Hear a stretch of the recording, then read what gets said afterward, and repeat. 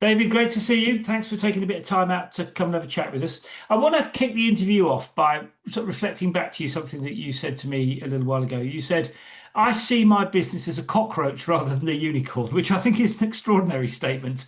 What's the story there? What do you mean by that?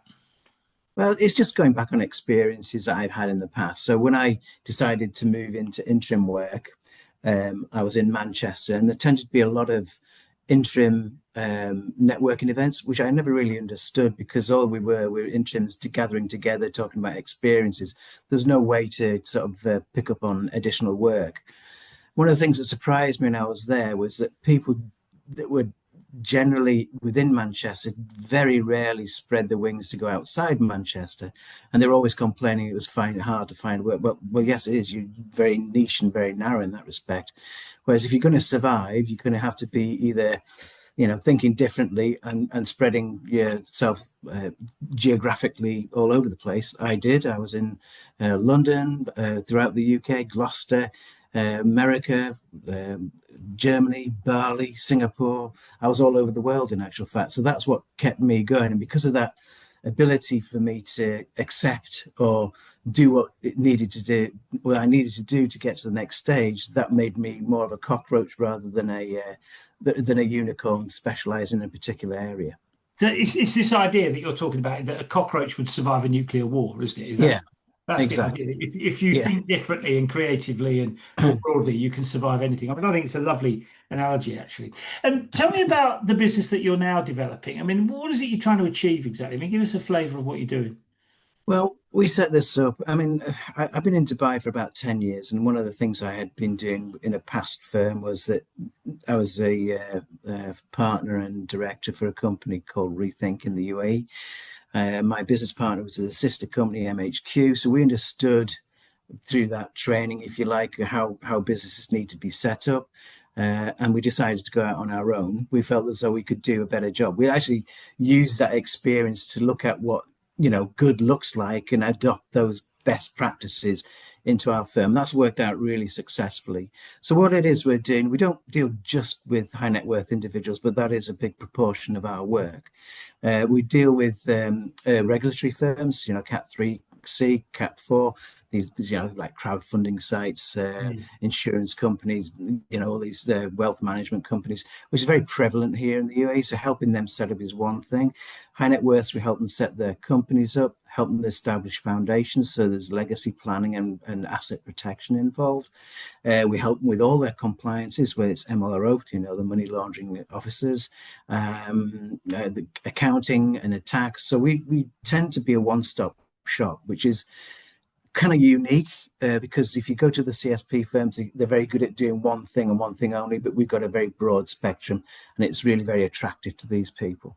And where do you, I mean, I mean, there's an awful lot of companies. I mean, what, 8 million just in the UK. I mean, Yeah, how do you yeah. find the ones that want to go to Dubai? I mean, it's a big market to be playing in. I mean, how do you, what's your kind of strategy for meeting the right kind of businesses?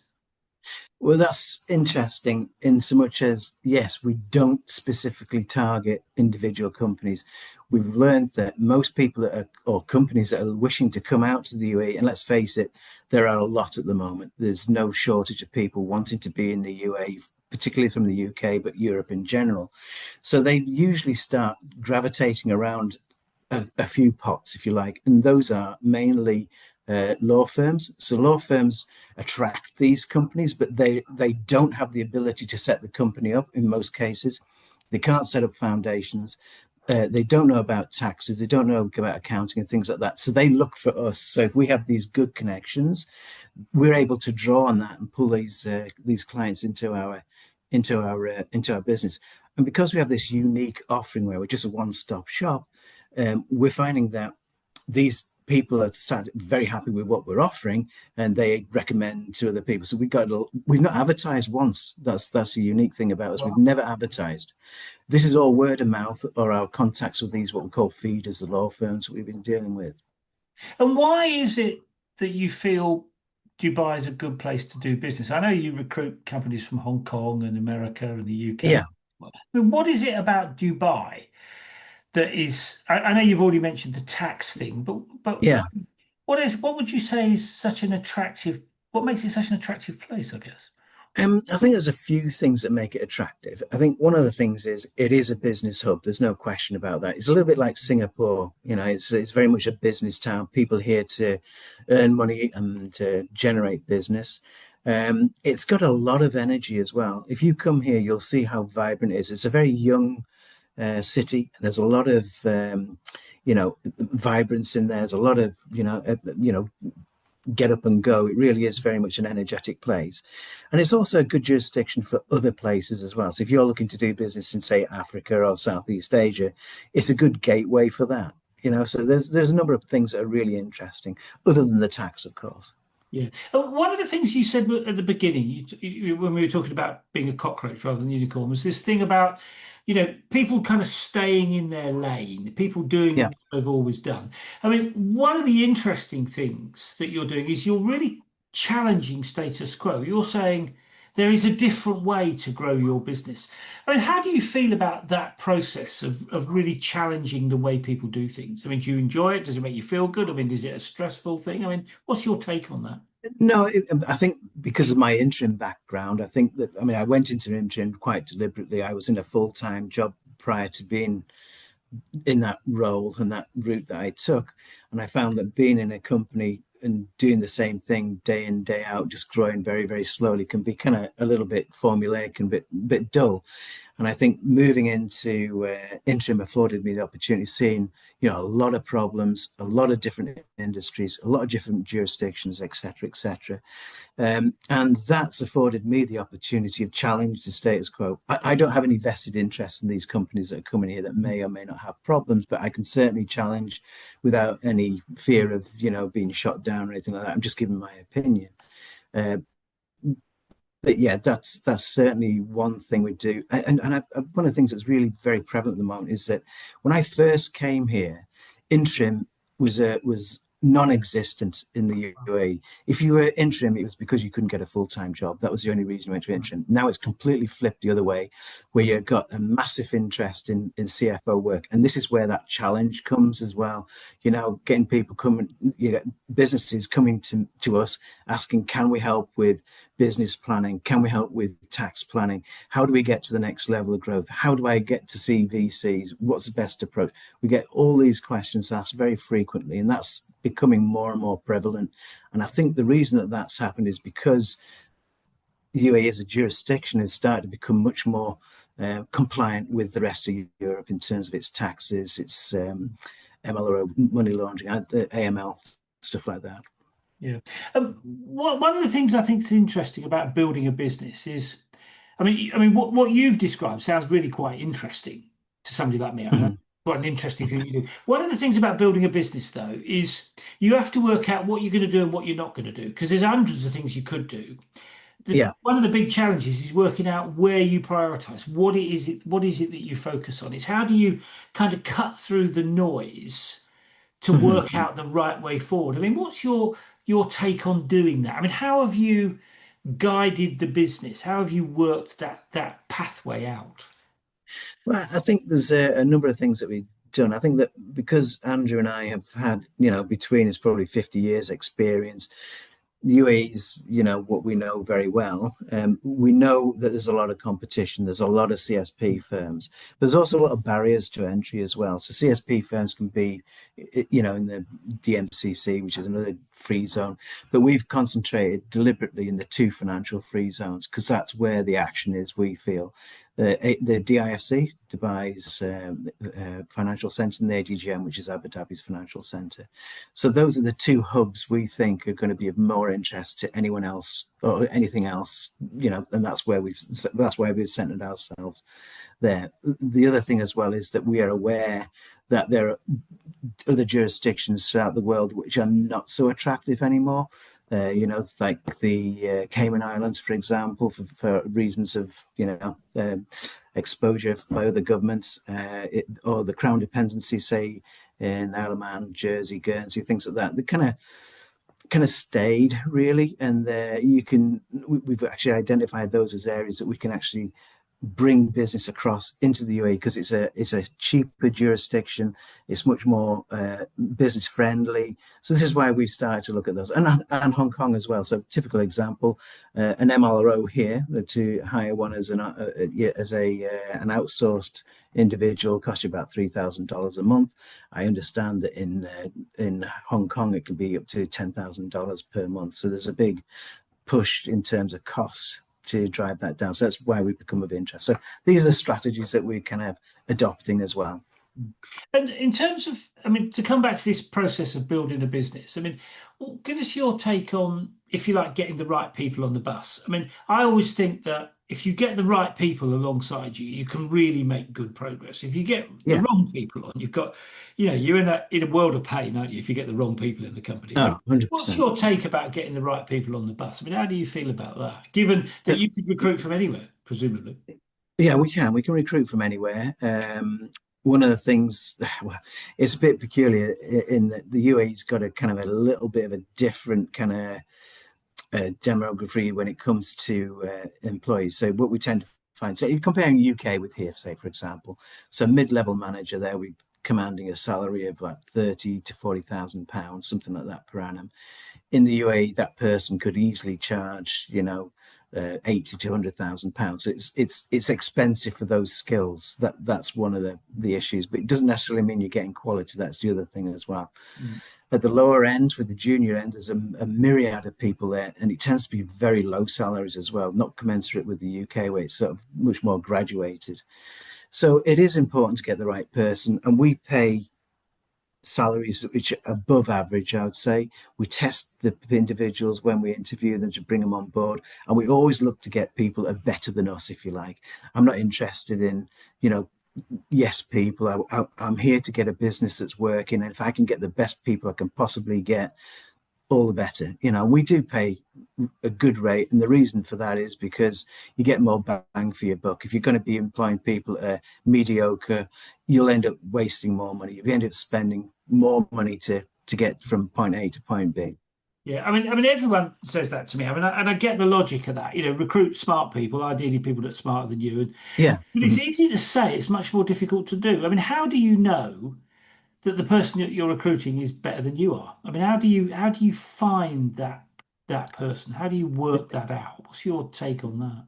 Yeah, well, it is difficult, I'll be honest with you. And we're finding that if I'm looking for an accountant, for example, there's a pool I can fish from that is absolutely vast. So, but that's a problem in itself because how do you identify that individual that you really want in amongst a sea of rubbish, basically? I'll give you an example. If I put an advert out on LinkedIn, the last one we put out, I think we got 3,000 responses, but they're not the responses you want. I mean, I'm not interested in hairdressers or taxi drivers applying for it. It's just like throwing mud. So that there's a lot of noise there as well. So we've abandoned that as a methodology for attracting people. We're going out directly to the CSP firms and identifying either people that we actually know, we've had experience with. We're not into poaching people, but we know that there are people that are looking that we've met before, so we'll start that. Or we'll go with we'll target people in, established CSP firms, not necessarily within the UAE, but we're actually looking at people in the Isle of Man at the moment. Just look at, well, okay, they say, oh, you can't afford us, but believe you me, your salary is not in comparison to anything like here in the UAE. They charge a lot here for salaries in the UAE, but yeah, so that's one of the routes we've taken. It's not necessarily going through the traditional route, I don't think. Yeah, yeah. And the other interesting thing I think about, or one of the other interesting things about building a company at the moment, I mean, one is the challenge of finding the right people.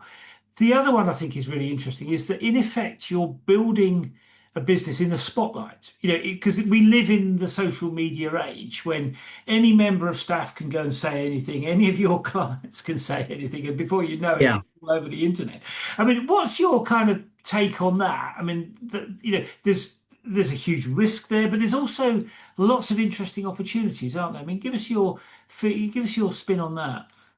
Yeah, well, we've been really fortunate, as I mentioned earlier, that we've never advertised. To be honest with you, which we're really unique in that respect. I'll be Yeah, honest with you, yeah, but we know that when we speak to our competitors and things like that, they're finding that the traditional route of social media isn't actually gathering that much, you know, traction, and the people that it is attracting, or the businesses are attracting, aren't the right ones. So, it has to be a little bit more targeted than that. I think one of the things that we were planning to do was to, target specific law firms and things like that. So, social media is, I think, is necessary. We've got our own website, and we attracted some attention from that. We're also on the main jurisdictional ADGM and the IFC websites. We attract people from that and companies from that, which is quite good. But generally speaking, we've not used social media that much. We do some podcasts, we do some publications, but honestly, it's not been a great deal. And I'm not finding that most of our competitors are now that heavily reliant upon it. Right, right. And you mentioned customers. I mean, tell me what a good customer looks like to you. A good customer to us would be somebody that's a little bit more established than a startup, has a little bit more critical mass than most, I would say. It's got a good trajectory of growth, uh, understands the not necessarily the jurisdiction, because we can help them understand what that's about, but has a trajectory of growth that they recognize that we can help them with. So frequently we're finding that the outsourced methodology is quite good for them. It saves them money ultimately, but we're able to help them do that quite effectively by outsourcing. Getting the expertise of somebody that's got vast amount of experience, as opposed to employing somebody. That's part of it, but also the extra add-ons that we can give, which they're interested in, which can be outside the company as well. Many of the business owners themselves are looking to set up foundations, which is useful if you've got a property here. If you've got a property on the mainland, that would be subject to Sharia law, which obviously, if you do, unfortunately pass away, which all of us have to at some stage, you don't want to be subject to Sharia law, and your assets being cast to the winds with people you don't really know that well. So we set up foundations with common law jurisdictions through the DIFC and ADGM. So then you've got this legacy planning vehicle which protects those assets. So, the uniqueness of what we're offering is what is attractive to these kind of people, and those are the kind of people we're looking for too. And when you mentioned Sharia law, I mean, just give us a flavour of how that impacts on the way business is done in that part of the world. Well, generally speaking, the most of the free zones are sort of run by or under the Sharia law. It only really becomes an issue if you get into difficulty legally. Everything is done through the Dubai courts, which has to be in Arabic. So unless you speak Arabic, you're pretty on a loose footing. I have been in a court case where I had to attend on behalf of a client, and obviously I'm sat there and I understand absolutely nothing that's going on, which is kind of bad. So you've got that barrier as well. If you're unfortunate enough to die, as well as your bank accounts are immediately frozen. The same thing happens in the UK. But if your wife's here, for example, and you die, she also gets kicked out of the rented property, which is not a great thing to happen. So it's quite restrictive in a lot of respects, and having that sort of legacy planning around that means that you're not going to be, have that sort of a additional burden. And we do know people that this has happened to, and they really, really struggle to get this open as well. So what you're saying is those sorts of issues you really need to plan ahead for. Yeah, you do. And a lot of people are here, have got their houses on the mainland. I mean, obviously, no one wants to exit this earth too quickly, but you don't know what's going to happen. And we have seen incidences where it has happened, and has been a complete nightmare to get things understood and Yeah. unravelled. Yeah. Yeah, so I guess that's one of the downsides of places like Dubai, isn't it? Let me ask you Yeah. about building relationships with customers. I mean, doing business in Hong Kong, very different from doing business in London, and pretty different to Mm. doing business in Dubai. I mean, Yeah. how do you sort of accommodate the need for those kind of, if you want, cultural nuances? Yeah. What's your take on that? Because again, you've got customers from all over the place. I mean, they must make it quite complicated. I mean, give us a feeling, give us your view of Yeah, they do. It is a melting pot here. I'll be honest with you. There's a lot of nationalities here, but predominantly Indian. If you actually look at the demography of the UAE, I think it's about 75% Indian. Uh, but you know, this place is run on relationships. It's all about, Yeah. you know, building the trust. I mean, the reason that we haven't advertised is because, firstly, we've done a great job with these people. We've always gone above and beyond the expectations of the client. And one of those is and some of those things are really simple. I mean, one of our competitors, a lot of our competitors actually, the clients start speaking to a senior director to start off with, and when they're onboarded, they're actually dealing with a junior, and they find that very frustrating, particularly if they're asking technical questions because it's either really slow or it comes back incorrect or what have you. So, you know, we've helped develop those relationships, and those relationships are cascaded out into other ones. So there is at one time there always had to be a local as well. Locals are still very prominent in their business environment here.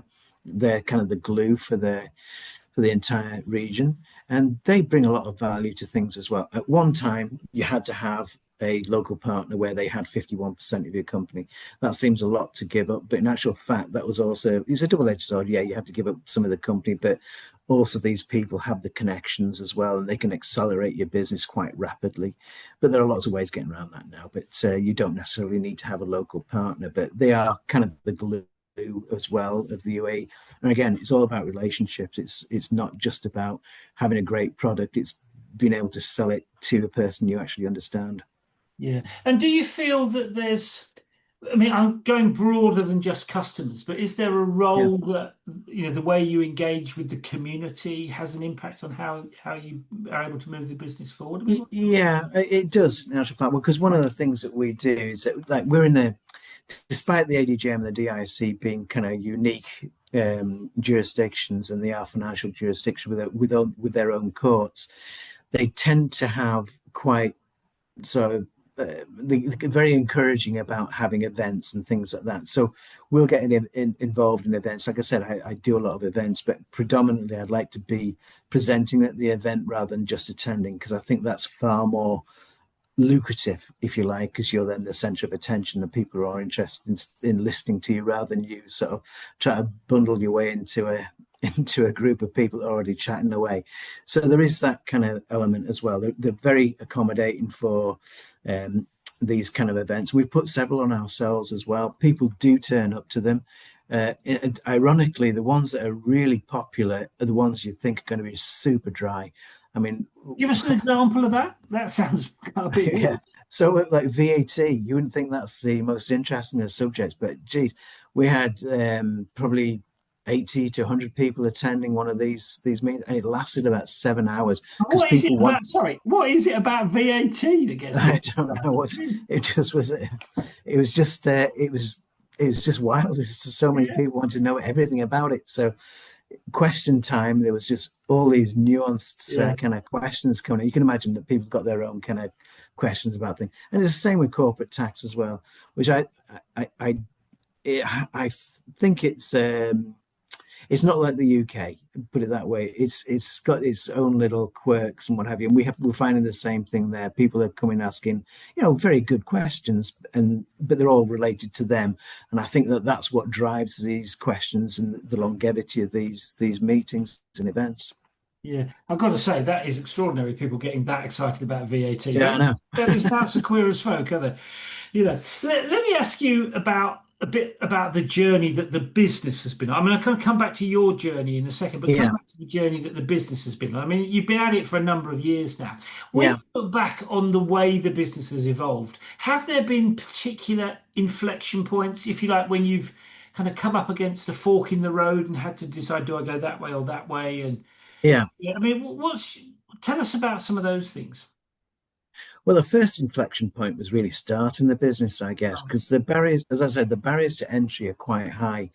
When we, the reason we started it was because I was actually doing another business at the time. I set up another company, which failed, I have to say, but such is life. You learn these things as you go through it.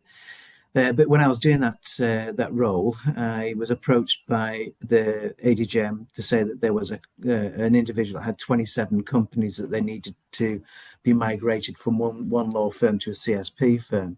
So that in itself would be worth about $100,000 in terms of roughly in terms of fees. So we decided, well, do we do this or do we not? Because that's good seed money. So that Yeah. was the first inflection point. That was our seed to get things going. So we were able to buy the licenses, which weren't cheap, I'll be honest with you. To get the AGGM, there's a big barrier there for fees alone. So we managed to pay that. And subsequently to that, they stopped. We were the last people to get a CSP license, so there are no more CSP licenses to be had from the AGGM. Then we kind of went down the road a little bit. We worked very hard to excite these clients that we were actually doing more, that we could do actually more than just set the companies up. We then decided we needed to get into the DIFC. Again, that's more expense, but we started building more and more critical mass. We started getting more high net worth individuals because of that first set of companies we dealt with. And before so long, we started thinking, well, we're going to have to start employing people here. So we're so used to bootstrapping, that kind of decision to employ somebody, even at a very low level, is kind of scary. It's always a tough decision, that, isn't it? It really is, especially if it's your own business as well. And yeah, Andrew and I, although I had my business before, but I was a kind of sole trader. But now we're starting a company with my business partner Andrew. We've employed somebody. All of a sudden, the dynamics are really very different to being an employee, but by a million miles. It's very different. So we went through that journey. But as we were reflecting the other day, that I think about 18 months ago we had 3 employees. Now we've got 14, which is remarkable, really. It's a fast growth, and we're still growing super fast. We're doubling every year, and we plan to continue to do so.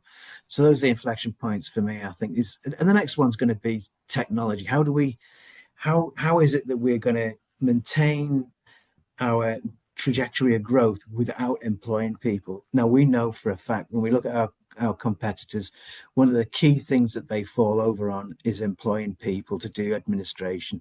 So we know the software out there. We can develop AI software to facilitate, API connections with the portals in the jurisdictions we deal with. That takes out 2 or 3 people. There's one company we know that employs 200 people, and I would say probably 30 to 40% of those people are just doing administration that could be taken out quite quickly with investment in software. So this is another inflection point we're going to go through, because that's going to cost quite a considerable I mean, amount. quite a lot of businesses are running up against that now, aren't they?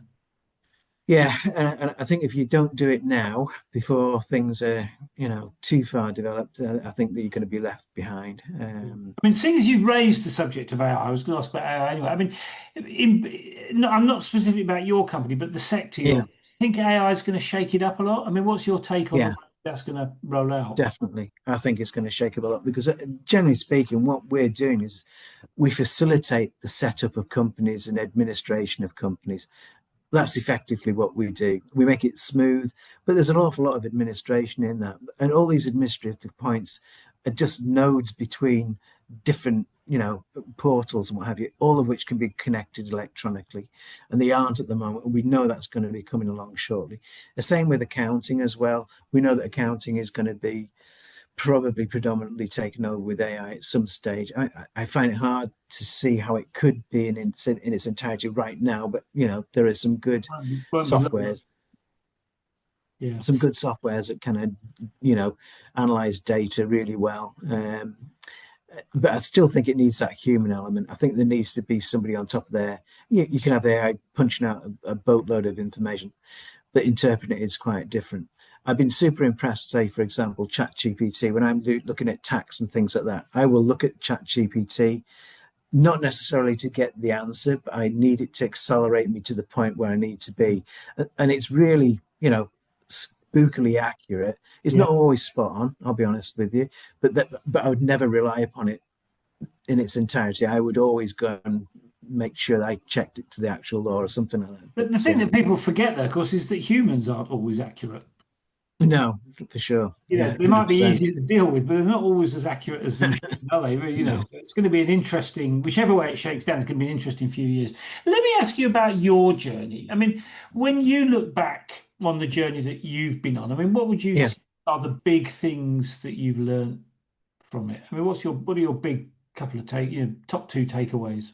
Um, I think, well, I think my journey has been quite varied, I'll be honest with you.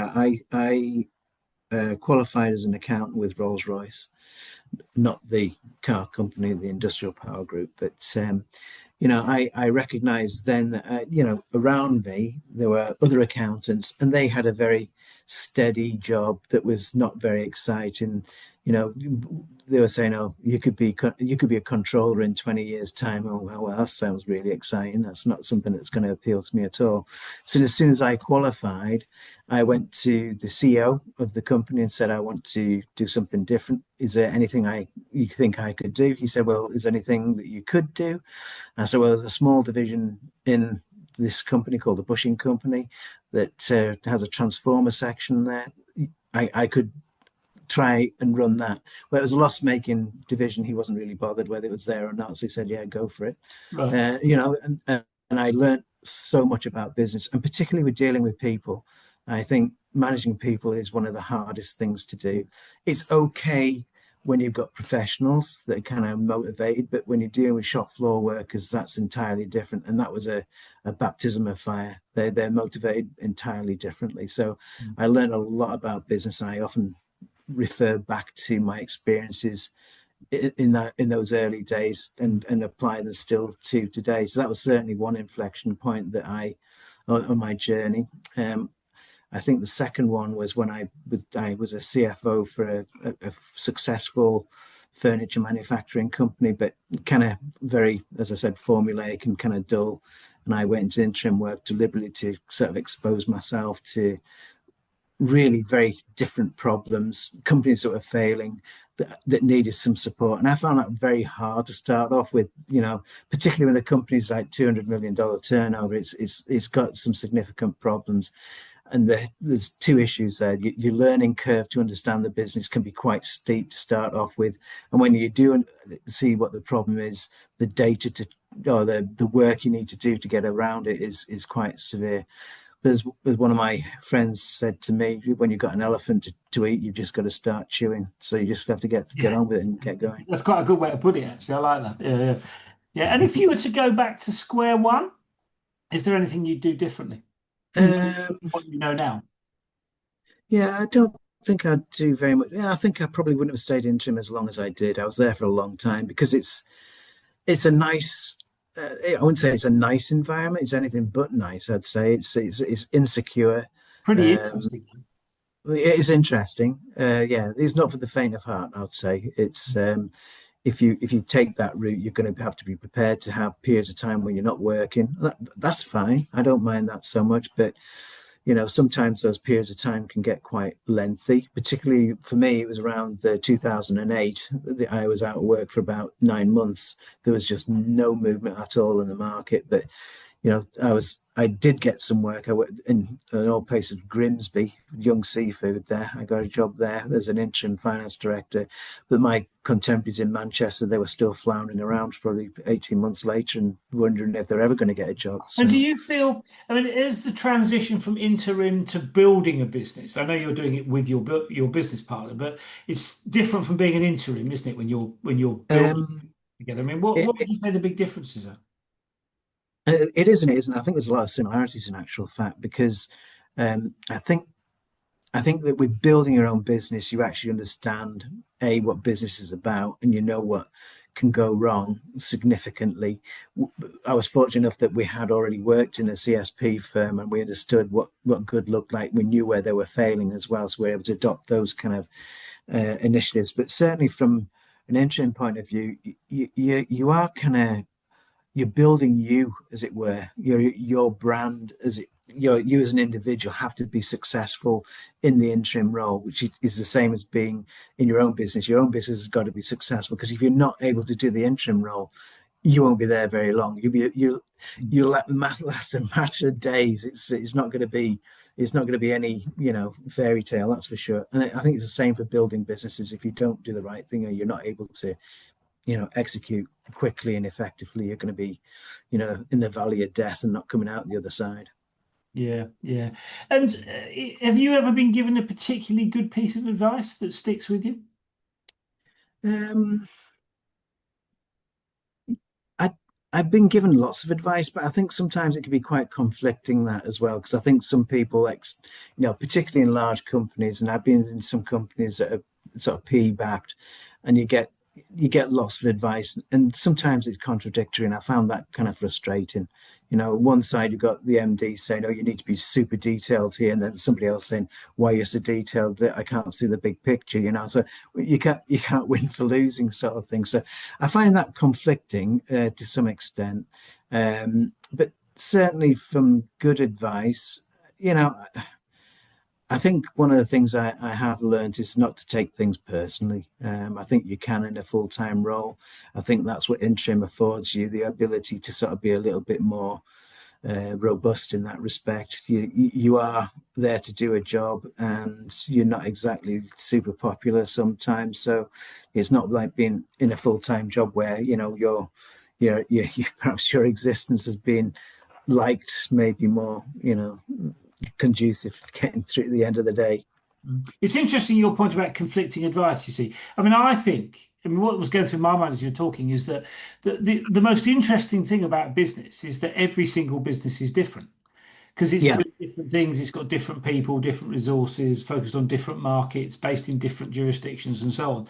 And I think that's what makes business really interesting, is because every single business is different, which means generic advice, by its very nature, is not going to be right for most businesses. Actually, I'm No. not a great believer in general advice. I think because businesses are really context specific, and it's interesting how you describe it that way, because I think the role of the CEO, the trick of the CEO, is to work out what's right for this company, not that one or some other one or some Mhm. famous one that somebody else has done something with. It's how do you figure out what's right for this one, which is what makes it interesting, really. One last question before we wind up. If you were to give a piece of advice to a rookie, somebody who was trying to build a business like yours, what would that be? I think if I was going to, not generic advice, well, it'll have to be generic, won't it? I guess. One of the things I think that is, I think is my key attribute to my success, whether it's deemed successful or not, is entirely up to other people. But I think it's about tenacity. I believe that one of my skill sets is that I don't give up. It's one of the things that is kept me going. I won't stop until it's done. That tenacious nature of mine has been one of the things that's driven me forward, and I think that can be adopted by many people. Don't give up too quickly. Just when you think things are about to end, there's light at the end of the tunnel, kind of thing. I also think that's a double-edged sword as well, in that my tenacity has let me stick to things far longer than I really should have done as well, which can be a bit of a burden too. Yeah, I mean, it's a really interesting example, the one that you've given. I mean, there's a famous US president who said, perseverance is everything. And I think there's a lot of truth in that. But as you've just pointed out, sometimes you need to know when to stop banging your head When to against, quit, yeah, which is can't flog that dead horse any that's longer. right. Yeah, easier said than done. David, thank you for taking a bit of time out to come and have a chat with us. I mean, it sounds like a really interesting journey that you've been on, and a really interesting sort of business setup, and really exciting actually at the moment. I mean, we Yeah, live it is. in kind of a global business age, don't we? And it's really exciting, a lot of the things that Yeah, a long way keep going. I mean, the amount of people come to the UAE net right now is just phenomenal. And I was reading in the paper that some people didn't believe that was true, but actually we know it is for a fact. We see it every single day practically. People, the inquiries we get are just phenomenal. Just people wanting to come here and start a business and be part of a growing environment like this. yeah, pretty encouraging and pretty exciting, I would have thought. Yeah, Yeah. David, thank you for coming on, and let's catch up thank soon. you. Cheers then. Bye Thank bye. you very much. Cheers. Bye bye.